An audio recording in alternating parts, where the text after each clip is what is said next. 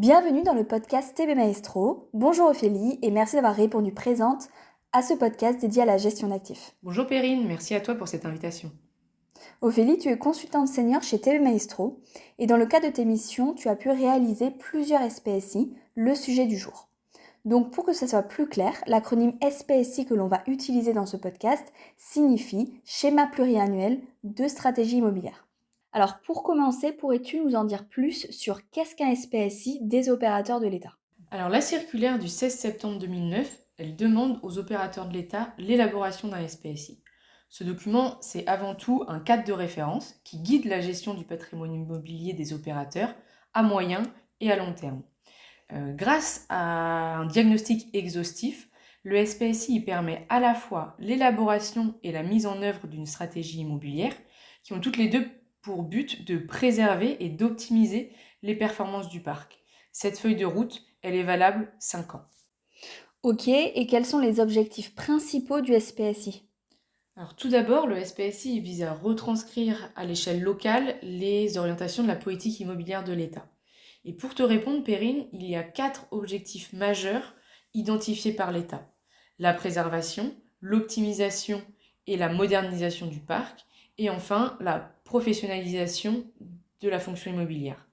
Mais au-delà de ces 4 objectifs, notre retour d'expérience chez TB Maestro, il me permet d'affirmer que le SPSI, c'est l'occasion pour les opérateurs de formaliser leur feuille de route de stratégie immobilière.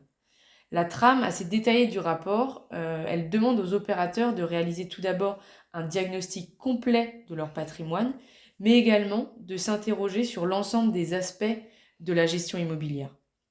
Cette trame, elle est tout de même adaptable en fonction des enjeux ou des besoins propres à chaque opérateur.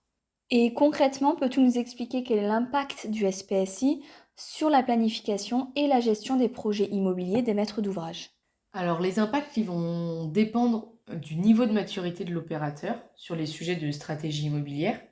Si le client est très mature, cet exercice il va plus ou moins se limiter à la retranscription et la formalisation de ses propres documents stratégiques et à leur mise en œuvre.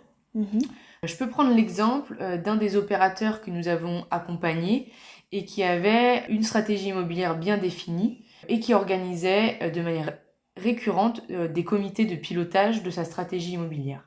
Ces comités, ils avaient pour but de statuer sur l'ensemble des thématiques liées à la fonction immobilière et plus globalement au patrimoine. Et donc, qu'est-ce que cela engendre si l'opérateur est moins mature sur ces sujets-là, justement ? Si l'opérateur est moins mature, là, le SPSI va nécessiter de se poser un ensemble de questions pour créer plus ou moins de toutes pièces sa stratégie immobilière. En cohérence, bien sûr, avec sa mission, ses enjeux et ses besoins. Mais le cadre du SPSI, il permet d'éviter de réaliser une gestion de son patrimoine au fil de l'eau.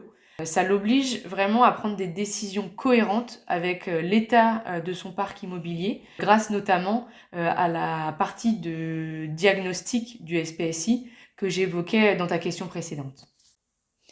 J'imagine que le SPSI a des répercussions financières sur les projets immobiliers. Est-ce que tu peux nous en dire plus ? Alors tout à fait, l'élaboration d'un SPSI et sa mise en œuvre vont entraîner des coûts initiaux, que ce soit pour son élaboration, sa rédaction, mais également pour la réalisation des projets immobiliers qui en découlent. Mais il va permettre des économies à long terme, que ce soit grâce à l'optimisation des surfaces, à l'entretien des bâtiments ou encore à la réduction des dépenses énergétiques. J'ai aussi en tête qu'il permet de mettre en lumière des opportunités de mutualisation entre opérateurs d'un même territoire. Parmi les opérateurs que nous avons accompagnés, certains mutualisaient des bâtiments entre opérateurs, mais aussi des contrats d'entretien ou de maintenance. Il faut savoir que le SPIC il peut ouvrir la voie à des subventions, à des financements spécifiques pour des projets qui seraient alignés avec les objectifs du SPSI et les objectifs de la politique immobilière de l'État. De manière générale, on observe que les organismes financeurs ils accordent plus facilement des subventions aux gestionnaires de patrimoine qui disposent d'un document stratégique, tel que justement le SPSI. Et pour que nos auditeurs comprennent mieux, est-ce que tu peux nous en dire plus justement sur ta dernière réalisation de SPSI? Alors oui, je viens d'achever la rédaction du SPSI de l'Université de Toulon. Dans le cadre de cette mission, l'université elle souhaitait tout d'abord réaliser un audit technique pour disposer d'un outil de pilotage immobilier. Mhm. Et par la suite, elle souhaitait que nous l'accompagnions sur la rédaction de son SPSI.